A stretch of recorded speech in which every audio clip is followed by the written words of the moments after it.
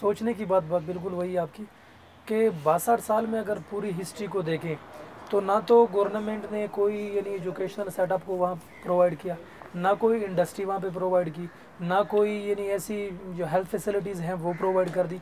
और ये बात भी आप जहन में रखें कि तालिबान के वहाँ पे इमर्ज होने में, वहाँ पे इवाल्व होने में ये भी फैक्टर एक कार फरमा था कि चूँकि लोगों के पास रोज़गार है ही नहीं, कोई सड़कें नहीं है, कोई अस्पताल नहीं, कुछ भी नहीं है, तो लोगों को एक चूँकि वो ज़्यादातर एनर्जेटिक लोग हैं और कुछ करना चाहते हैं, तो उनको एक मौका मिल गया कि जी ये हम इस प्रोसेस में शामिल हो जाएं, ताकि सवाब तो मिल जाएगा कम से कम वो इस पॉइंट ऑफ व्यू से कि मतलब जहाद का चलो सवाब उठा लें और सेटअप तो बन जाएगा। लेकिन जब ये जहाद के सवाब की बात हो रही थी तो उस वक्त किसी के जहन में ये ख्याल नहीं आया था कि ये कहीं फसाद में ना तब्दील हो जाए, जो कि नहीं वो तो एक ये कॉमन लोगों को इस तरह किस तरह वो इतने कॉन्शियस तो नहीं होते इन चीज़ों के बारे में। एजुकेशन जब आएगी तो ये सारे कॉन्शियस हो जाएंगे और अपने इलाके को जो है ना वो तब्दील करेंगे। एजुकेशन को हम नहीं समझते कि गवर्नमेंट आखिर। अच्छा इसमें मुझे बताएं बहुत बात होती है FCR के हवाले से।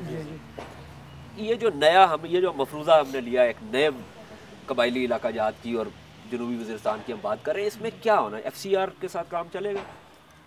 अब बात ज़रा इसको ज़रा चूँकि ज़्यादा डिस्कशन तलब बात है ये, जहाँ तक हम FCR को अगर देखें तो FCR जब लागू था तो एक सिस्टम चल रहा था। जब हमने FCR को छेड़ा लेकिन उसके मुकाबले में कोई अल्टरनेट हमने प्रोवाइड न किया, तो उसकी वजह से फ़ज़ा बनी और ये सारा माहौल आप देख रहे हैं। तो अब यानी कबाइलों की या ट्राइबल्स की मेजॉरिटी की ये एक डिमांड है।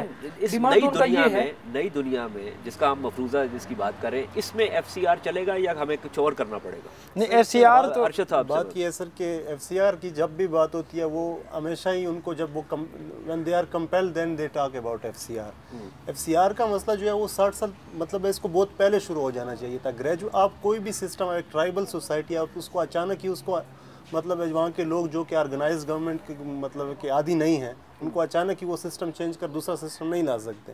तो FCR को ये एक लॉन्ग टर्म पॉलिसी होनी चाहिए कि रफ्ता रफ्ता जिस तरह 97 में इन्होंने एडल्ट फ्रेंचाइज नाफिज किया, तो आप चाहिए कि इनको पॉलिटिकल पार्टीज़ को अलाउ करें, फिर Aahista Aahista local government systems लाएँ, फिर ये कि इलाके के लोग खुश होंगे इस बात से। ज़ाहिर बात है सर जी। अब ये जो है अगर वहाँ पर ये चीज़ें आएंगी तो इससे जॉब्स क्रिएशन भी होगी। अब लोकल गवर्नमेंट सिस्टम आएंगी तो जॉब्स भी बनेंगी इसके साथ, ठीक है। इसके साथ पॉलिटिकल पार्टीज़ होंगी, पॉलिटिकल पार्टीज़ जब आएंगी, अब आजकल जो है वहाँ पर इन्फ्लुएंस जो है वो सिर्फ रिलीजियस पॉलिटिकल पार्टीज़ मतलब ओपनली तो वो ऑपरेट नहीं करती। एक और सवाल आप लोगों से पूछना चाहता हूँ, आपकी मुआशरत को मद्देनज़र रखते हुए ख़वातीन की तालीम और उनको आगे बढ़ने का जो उसके बारे में आप लोगों का क्या ख्याल है, और उमूमी तौर पे वहाँ पे आपकी मुआशरत का क्या ख्याल है इस हवाले से? मतलब ये कि क्या वहाँ के लोग ये चाहते हैं कि उनकी जो है ना ख़वातीन तालीम करे? हाँ। ये तो एक बड़ी सिंपल सी बात है। जिस तरह के अरशद साहब ने बताया आपको कि हमारा जो पख्तून वली का जो कोड है वो बहुत ही लिबरल है।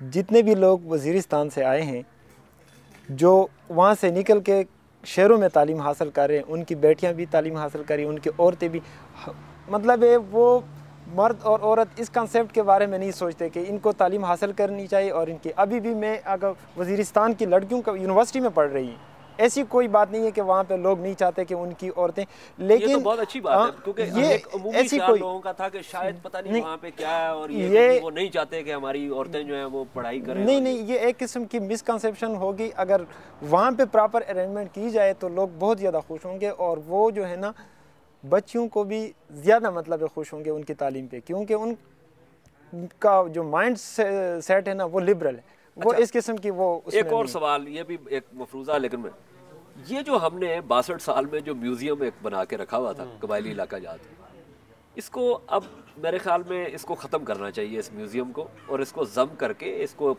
इसके हकूक़ इलाके के जो है वो मिलने चाहिए। आप इससे इत्तेफाक करते हैं? इसके लिए मेरे ख्याल में तो एक स्ट्रेटजी होनी चाहिए, बाकायदा प्लान होना चाहिए, ग्रेजुअली रिफॉर्म्स इंट्रोड्यूस कराने के। आप अचानक ही नहीं कर सकते। 62 साल से आपने कुछ नहीं किया, आप एकदम आप कहते हैं कि एक साल में सब कुछ हो जाए। तो इसके लिए एक टाइम फ्रेम होना चाहिए कि मतलब इतने साल में हम ये करेंगे, फिर उसके बाद ये होगा, फिर ये होगा। तो ऐसे ही मुमकिन है, ये नहीं मुमकिन कि आप अचानक ही उन पर इन्फोर्स कर दे, तो ये ज़रा मुश्किल। लेकिन आप कह रहे हैं, आप इस बात मैं समझना चाह रहा हूँ कि आप ये कह रहे हैं कि होना ये चाहिए कि इसको आगे लेके जाए, लेकिन इसको धीरे धीरे जो है स्टेप बाय स्टेप, कदम ब कदम जो है इसको। खालिद साहब? बिल्कुल ऐसा ही है, लेकिन जो ज़्यादा चीज़ है जो हमारा वहाँ पे कोटा सिस्टम चलता है, अब इसका बुनियादी मकसद ये था कि ये लोग जो बैकवर्ड हैं इनको पहले बाकी कंट्रीज़ के लोगों के मेयार के मुताबिक लाया जाए। जब वो उस मेयार के मुताबिक आएंगे तब जाके वो उनके साथ कंपटीशन में आएंगे। अब अगर हम ये बात करते हैं कि नहीं, ये जो कोटा सिस्टम है या जो वहाँ पे एक ट्राइबल का अपना एक खसूसी वो उनको पैकेज दिया जाता है, वो ख़त्म करके यानी बाकी सेटल एरियाज़ ये कोहार, डेरा इस्माइल खान के साथ कर दिया जाए, तो अब वो लोग पहले से इतने यानी बैकवर्ड हैं और educational her point of view से कि वो इन लोगों के कंपटीशन ही कर पाएंगे। डिफरेंट जॉब्स में या डिफरेंट एक्टिविटीज़ में उनका मुकाबला नहीं कर सकते। पहले आप उनके स्टेटस को थोड़ा ऊपर से लें, फिर ऊपर जब वो उनके बराबर आ जाएंगे तब जाके आपको उनको एक भी कर सकते हैं। मैं बहुत शुक्रगुजार हूँ आप तीनों का। प्रोग्राम का वक्त ख़त्म हो गया, बहुत सारी बातें तशना रह गई, क्योंकि ये मसला ऐसा तो नहीं है कि जिसको आप जो है वो 35-40 मिनट के प्रोग्राम में जिसका अहाता कर सकें, लेकिन मकसद ये था कि कुछ आपसे बात की जाए और कुछ समझने की कोशिश की जाए कि क्या हालात हैं और आगे किस तरफ जो है हम जा सकते हैं। और उस हवाले से मैं समझता हूँ कि कुछ बातें जो हो गई हैं वो बहुत अहम है, और मुझे उम्मीद है नाजरीन कि आपने ये बातें सुनी। जैसे मैंने पहले आपको कहा था कि मकसद ये था कि उस इलाके के लोगों से बात की जाए, और मैं ये समझता हूँ कि कुछ बहुत मस्बत बातें हुई हैं। एक तो ये कि जो तालीम के हवाले से बात हुई कि तालीम एक बुनियादी शर्त है, उसके अलावा वहाँ पे जो एम्प्लॉयमेंट और जॉब क्रिएशन की बात हुई कि मुलाजमतें जो हैं वो मिलनी चाहिए, और सबसे जो दिलचस्प बात कि इलाके के लोग जो हैं वो चाहते हैं कि इस इलाके को आप आगे लेके चलें। और ये जो म्यूज़ियम हमने बना के रखा हुआ था, जिसके बारे में बहुत सारे यहाँ पे तज्ज़िया कार जो हैं और कई सियासी रहनुमा भी ये कहते हैं कि जी कबायली इलाका जात के साथ तो कायदे आज़म मोहम्मद अली जिन्ना ने भी एक जो है मुआहदा किया था कि ये इलाका जात बिल्कुल ऐसे ही रहेंगे। लोग ये नहीं चाहते, वो चाहते हैं कि वो पाकिस्तान में बाकी इलाकों के शाना बशाना चलें। वो इस बात को भी चाहते हैं कि उनकी औरतें जो हैं वो तालीम याफ्ता हों, आला तालीम याफ्ता हों। बुनियादी तौर पे मुझे तो इन बातों से ये लगा कि वो तमाम चीज़ें चाहते हैं जो कि एक जदीद रियासत में होनी चाहिए, और वो तमाम हकूक़ चाहते हैं जो कि बाकी पाकिस्तान में लोगों के पास है। सिर्फ हमने देखना यह है कि किसी भी चीज़ को आगे ले जाने के लिए उस इलाके के रसूम व रिवाज का लिहाज करते हुए और उन चीज़ों को देखते हुए और मद्देनज़र रखते हुए हमने इस मामले को आगे बढ़ाना है। मुझे उम्मीद है कि ये तमाम बातें जो है, मैंने इसके बारे में बहुत सारी चीज़ें थी जो मुझे नहीं पता थी, और मेरे लिए भी एक जो है वो जो है हैरत का मुकाम था कि कितनी चीज़ें हैं जो हम कर सकते हैं लेकिन हमने पिछले 62 साल में नहीं की। अब इन तमाम मुश्किलात में से, जैसे वो कहते हैं कि every cloud is a silver lining, अगर उसमें से कोई सिल्वर लाइनिंग निकल सकती है तो वो यही है कि इन लोगों को उस इलाके को वो हकूक़ दिए जाएं जिसका ये पिछले 62 साल से इंतज़ार कर रहे हैं। अगर आप हमें कोई फ़ीडबैक देना चाहते हैं तो हमें लिखिए ejazhaider26@gmail.com। मैं दोहरा देता हूँ, ejazhaider26@gmail.com। अगले प्रोग्राम तक के लिए मुझे और सियासियात की टीम को इजाज़त दीजिए। खुदा हाफ़िज़।